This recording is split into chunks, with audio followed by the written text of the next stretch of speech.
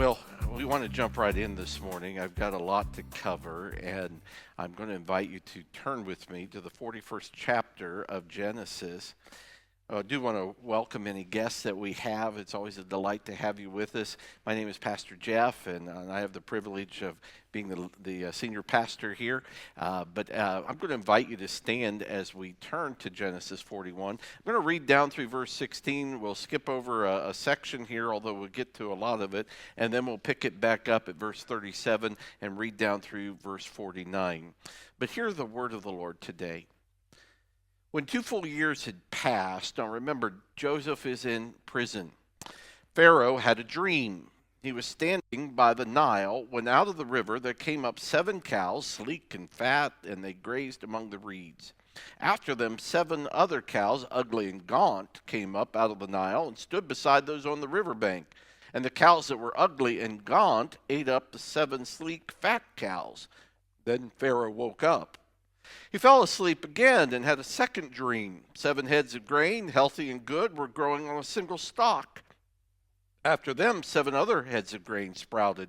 Thin and scorched by the east wind, the thin heads of grain swallowed up the 7 healthy, full heads. Then Pharaoh woke up. It had been a dream.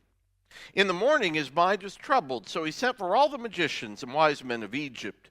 Pharaoh told them his dreams, but no one could interpret them for him. Then the chief cupbearer said to Pharaoh, "Today I am reminded of my shortcomings. Pharaoh was once angry with his servants, and he imprisoned me and the chief baker in the house of the captain of the guard. Each of us had a dream the same night, and each dream had a meaning of its own. Now a young Hebrew was there with us, a servant of the captain of the guard. We told him our dreams, and he interpreted them for us, giving each man the interpretation of his dream. And these things turned out exactly as he interpreted them to us. I was restored to my position, and the other man was impaled." So Pharaoh sent for Joseph, and he was quickly brought from the dungeon. When he had shaved and changed his clothes, he came before Pharaoh. Pharaoh said to Joseph, "I had a dream, and no one can interpret it, but I have heard it said of you that when you hear a dream, you can interpret it." "I cannot do it," Joseph replied to Pharaoh, "but God will give Pharaoh the answer he desires." And then moving down to verse 37, Joseph and Pharaoh have this interaction. We'll get to it in a few moments here. But the plan seemed good to Pharaoh and to all his officials, so Pharaoh asked them, "Can we find anyone like this man, one in whom is the Spirit of God?" Then Pharaoh said to Joseph, "Since God has made all this known to you, there is no one so discerning and wise as you. You shall be in charge of my palace, and all my peoples are to submit to your orders. Only with respect to the throne will I be greater than you." So Pharaoh said to Joseph, "I hereby put you in charge of the whole land of Egypt." Then Pharaoh took his signet ring from his finger, put it on Joseph's finger, dressed him in robes of fine linen, and put a gold chain around his neck. He had him ride in a chariot as his second in command, and people shouted before him, "Make way!" Thus he put him in charge of the whole land of Egypt. Then Pharaoh said to Joseph, "I am Pharaoh, but with your word no one will lift hand or foot in all Egypt." Pharaoh gave Joseph the name Zephanath-Paneah, and gave him Asenath, our daughter of Potiphera, priest of On. I don't know if I said that right, but, we'll keep going. To be his wife, and Joseph went throughout the land of Egypt. Joseph was 30 years old when he entered the service of Pharaoh, king of Egypt. And Joseph went out from Pharaoh's presence and traveled throughout Egypt. During the 7 years of abundance, the land produced plentifully. Joseph collected all the food produced all those 7 years of abundance in Egypt and stored it in the cities. In each city he put the food grown in the fields surrounding it. Joseph stored up huge quantities of grain, like the sand of the sea. It was so much that he stopped keeping records because it was beyond measure. May God add his blessing to a word. You can be seated. Thank you. Well, the British essayist Thomas Carlyle once said, "Adversity is hard on a man, but for every man who can stand prosperity, there are 100 who could stand adversity. In other words, the Bible teaches and shows us very often examples of people who begin with a close walk of God, but they drifted away when they became successful. Think about that with me. King Saul was so humble when he first was crowned king that he hid among the baggage to avoid people. But after being king for a while, he came to his own and decided he could even disobey God without consequence, and ended up trying to kill his successor. Then there was King David. He was a shepherd boy and labeled as a man after God's own heart, but made king, finding success on the battlefield and renowned with people. David lapsed into adultery and murder. Solomon began his political career on his knees, asking God for wisdom to guide such a great people. But after Solomon reigned for a while, he became foolish and indulgent. J. Oswald Sanders said, "Not everyone can carry a full cup." It's very difficult, in fact, to maintain your spiritual equilibrium when things are great and fabulous. C.S. Lewis said, "Prosperity is good campaigning weather for the devil." And so here we have this story. Joseph is in prison. Now we know that he's been betrayed by his brothers and he became a slave. Falsely accused by Potiphar's wife, and he becomes a prisoner. Simply forgotten by the cupbearer, he looks at his days ahead of him, and he expects nothing but adversity for the rest of his life. But we know this, God is working. God is working behind the scenes. God is up to something. And so we read one night that Pharaoh has two dreams.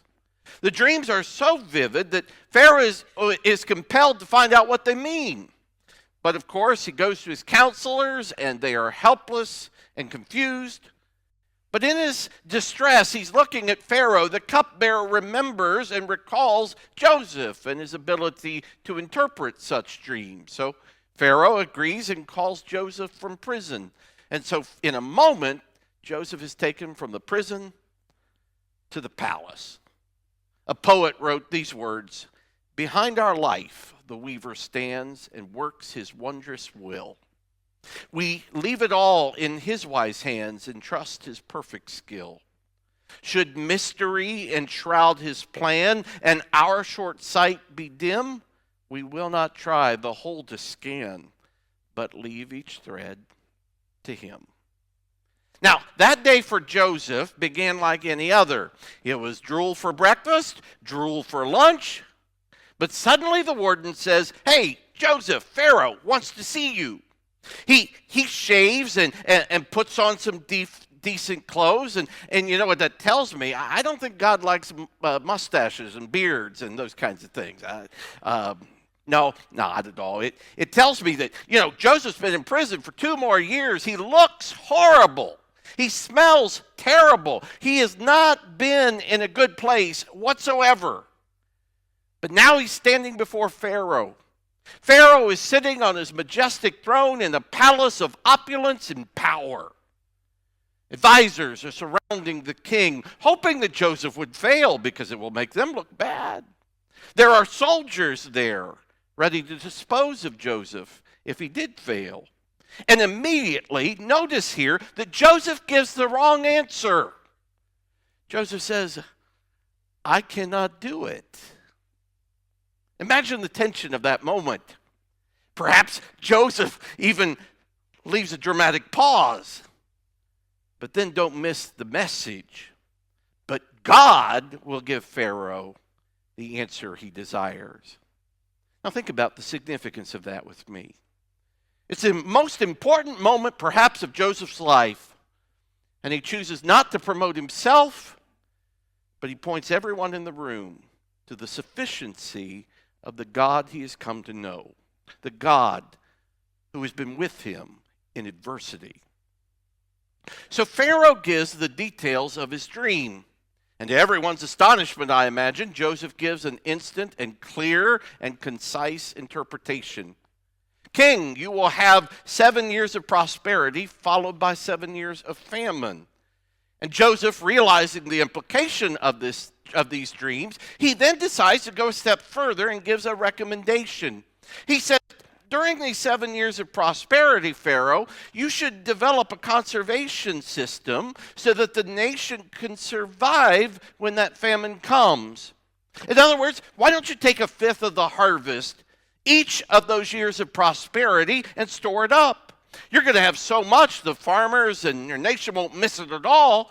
And then he said in verse 33, now let Pharaoh look for a discerning and wise man and put him in charge of the land of Egypt. Now, I want to tell you something. I don't think that Joseph had any idea that he was suggesting, let that man be me. No. I think Joseph's best hope was what? Maybe if I do a good job here, maybe if I make a good recommendation, perhaps Pharaoh will release me. But that's not exactly what happens.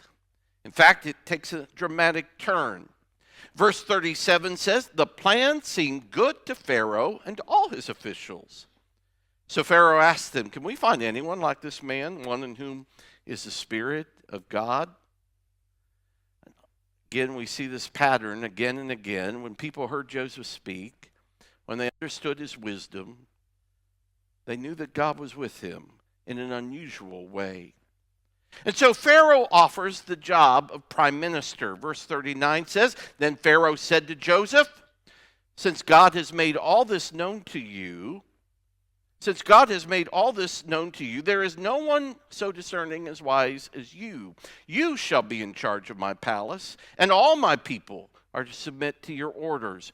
Only with respect to the throne will I be greater than you. And so in a moment, Joseph goes from prison to palace, just like that.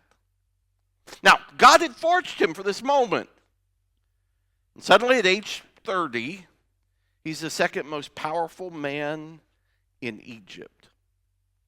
Now, this is where I want us to start thinking this morning. Look at what Joseph now has. Suddenly, he's given authority. Verse 41 says he was in charge of the whole land of Egypt. When he had had authority in Potiphar's household as a slave, he did quite well. When he was in prison, he was given authority from the warden and again did quite well. Jesus said, if you will do well in the small things, I'll give you much larger things. The actor Eddie Cantor once quipped that it took him 30 years to become an overnight success. There's truth in that.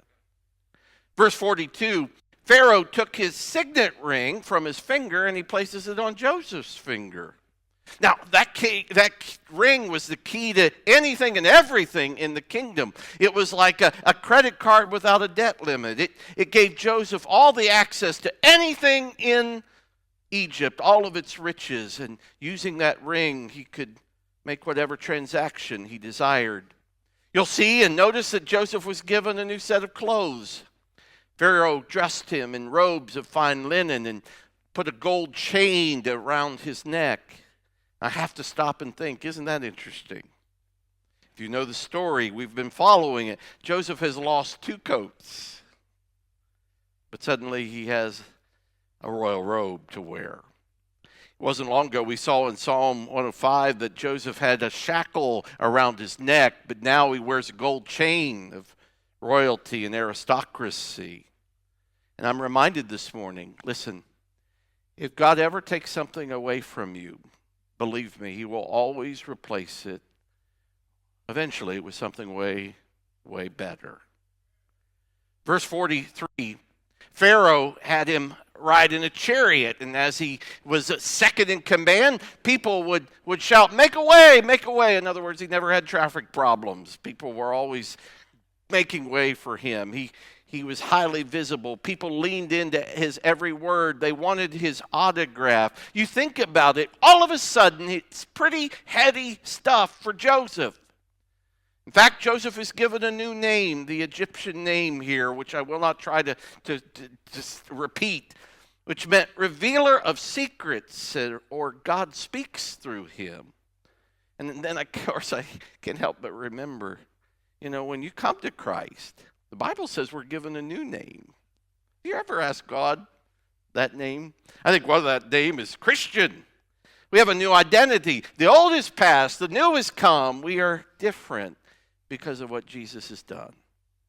So here we have Joseph going from prison to palace, promoted to power. But listen, promotion always has its pitfalls. There are always dangers to prosperity. And I'd like to think about that with you this morning, because I know that there are a lot of us, if we're honest, we've done really well.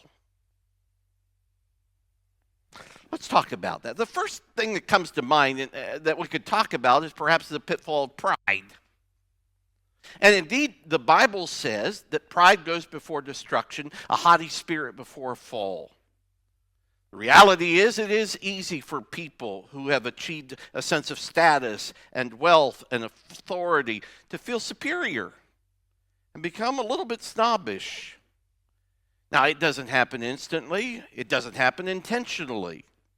But gradually, an arrogant spirit can just kind of come to the surface. I would say that one of the other pitfalls that we have to be concerned about is indulgence.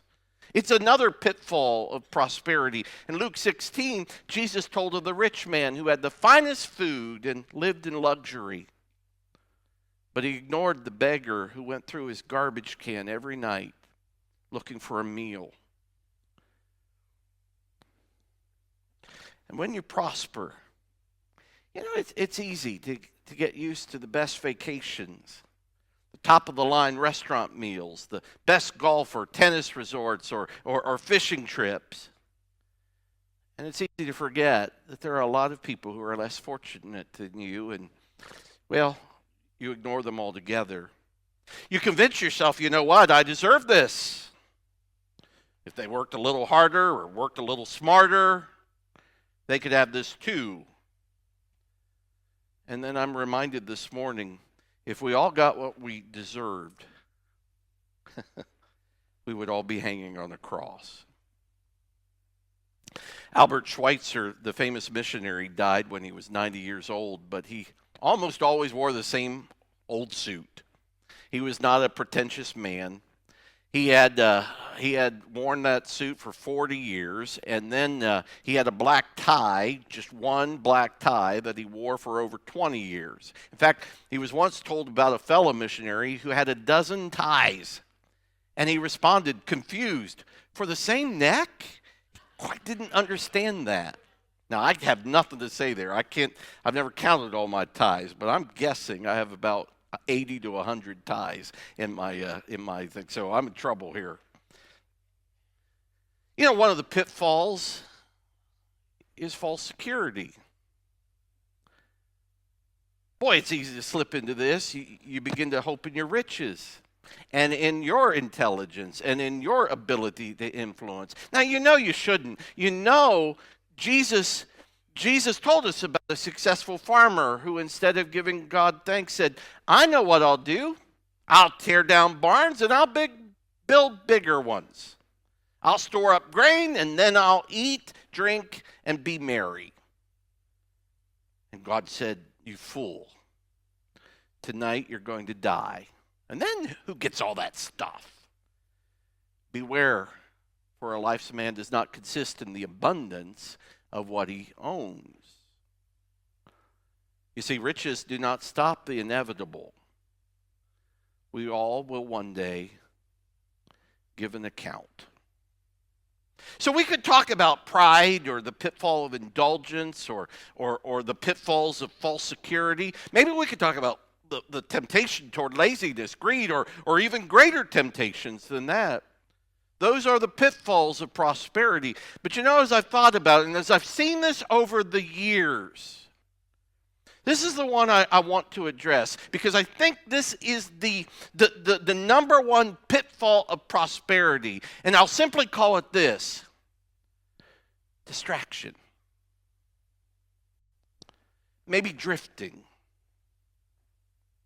The reality is, and I've seen it, when things start going well for you, you just get busy. Maybe it's with your work. Maybe things are increasing and you've got more to do and you've got more responsibility. Or maybe it's just with the toys you've been able to acquire that suddenly you don't have time for God or for His church or for the things that would draw you closer to Him. Now, you never meant it to be that way. And in your mind, you'll say, well, nothing has changed. But if you would examine your lifestyle, it's become so hectic, so busy, that you really just haven't made time for spiritual matters. You have money, so you travel on weekends. And then you're traveling more and more, and the church gets pushed aside. Maybe you decide, well, we'll find a church where we're going. And that happens for a while until you realize, I just don't fit in here. It's not the same. And so that begins to lapse. Being gone so much, you can't join a Bible study. And with some success comes pressure very often. And so you have those sleepless nights and unsolvable problems, and then there are jealous people, and you have a hard time concentrating on other things. In fact, you almost feel out of place in church because people don't have the issues that you have, and so you don't fellowship with Christians that you used to fellowship with, and you want to enjoy the fruits of your labor and relax when you finally get the chance, and without realizing it, your group of friends has changed, and their habits are not consistent with the moral values that you once claimed. And the reality is, it's so easy, you begin to compromise. I've heard it said, it's just a season, Pastor. We'll get back to church one day, next month, next fall, next year. And then one day you realize that your spiritual resources are depleted. Satan has distracted you. You've drifted. In your prosperity, you've become a shell of the person you once were. Be careful. Paul wrote to Timothy, godliness with contentment is great gain. For we brought nothing into this world, and we're going to take nothing out of it. But if we have food and clothing, with that we will be content. People who want to get rich fall into temptation and a trap and into many foolish and harmful desires that plunge men into ruin and destruction, for the love of money is a root of all kinds of evil. Some people eager for money have wandered from the truth and pierced themselves with many griefs. My friend, I want to tell you, not many people can carry a full cup. But that's why I love the example of Joseph. I really want you to see this, and maybe you can help me here see it better. I want you to see how faithful he was in spite of his promotion and prosperity, how faithful he was to God's plan for his life. And there are several things that I think hint at this, that I think pleased God. And so I want to talk about that with you. First, I want you to notice that Joseph accepted the promotion willingly. See, I don't want you to misunderstand me here. God often wants his people to be leaders and influencers. When Pharaoh offered Joseph the position, he didn't refuse it. He didn't say, oh, no, I'm not qualified. I'm coming out of prison. I'm a foreigner. I'm too young. He didn't use any of those excuses. Listen, humility is not insecurity. Humility is a willingness to acknowledge with God's help I can do it all. I can do whatever he's called me to do. With God's Spirit, I can accomplish this for his glory and not my own. So Joseph immediately accepts this position. And then notice how he goes right to work. And by the way, he didn't feel guilty about the perks that came his way. You don't read that he refused to wear the royal robes. You don't read that he refused to put on that signet ring. I think he probably enjoyed the chariot. But he didn't let that stuff go to his head. And he went to work. He knew that God was up to something. He knew that God needed him in that position. Proverbs 29:2 reads, when the righteous thrive, the people rejoice. But when the wicked rule, the people groan. If Joseph had said no, it's very likely that a wicked man would have taken that role and many lives would have suffered. Psalm 75:6 says, no one from the east or west or from the desert can exalt a man, but it is God who judges. He brings one down and he exalts the other.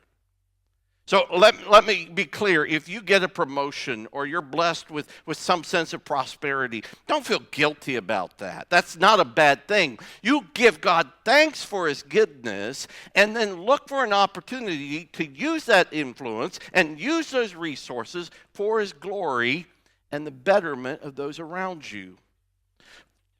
For there are a lot of people who may not have as much as you do.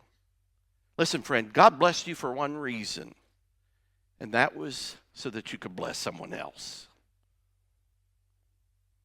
Now, I want you to notice here, there's another thing that I think Joseph did right, because he was diligent for a long period. He went to work and he kept working at it. Verse 46 says Joseph was 30 years old when he entered the service of Pharaoh. Joseph went out from the Pharaoh's presence and traveled throughout Egypt during the 7 years of abundance. The land produced plentifully. Joseph collected all the food produced in those 7 years of abundance in Egypt and stored it in the cities and in each city. He put the food grown in the fields surrounding it. Joseph stored up huge quantities of grain, and it went on and on. And what I want you to see how industrious Joseph is. Notice, in fact, here the action words. He went out, he traveled, he collected, he stored up, he kept records. In other words, Joseph didn't say, man, I've hit easy street.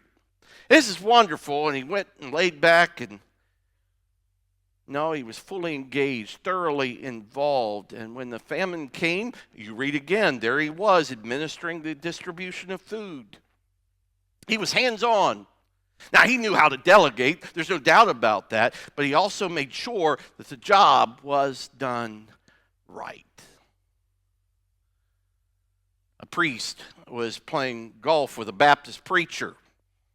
On the first hole, the Catholic priest had a 30-foot putt, and he crossed himself and putted, and wouldn't you know it, the ball went right into the cup. Well, the preacher, he just had a 10-foot putt, made the putt, and missed it clean.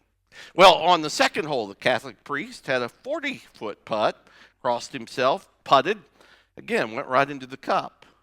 The preacher had a 15-foot putt, missed it clean as well. So this is the pattern. At the sixth hole, the preacher thought maybe there was something to it, and so he had a 15-foot putt. He looked around thinking that no one was going to see it, and the preacher crossed himself, putted, and missed it. Catholic priest said, doesn't help a lick if you can't putt.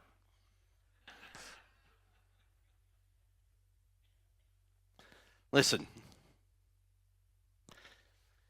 you can thank God for his goodness to you.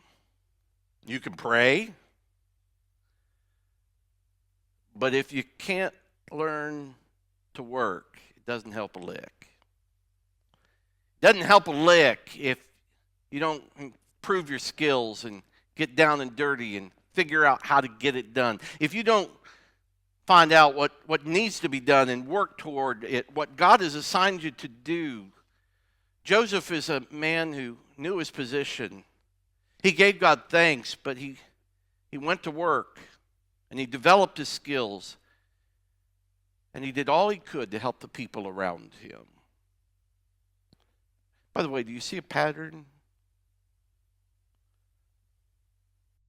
He did all he could to help the people around him. Thirdly, I almost missed this, but I think there's something significant about it. Thirdly, I noticed here he got married, and we could skip over that, but he remains faithful to his one wife. I think that's interesting because all the other characters that we often talk about in Genesis, we've seen that they have these multiple partners and immoral connections, but not Joseph. Talks about one wife. He got married and he stayed that way, and said, "This is the one I'm having a family with." Proverbs 5:15 says, "Drink water from your own cistern, running water from your own well." In other words, Joseph learned to be content with what God had given him. And then I note this. Joseph remembered God and publicly gave God thanks without a sense of shame. If you continue to read in this chapter, you'll see that he names his first son Manasseh. Why did he do that? He says, "Because God made me forget all my suffering."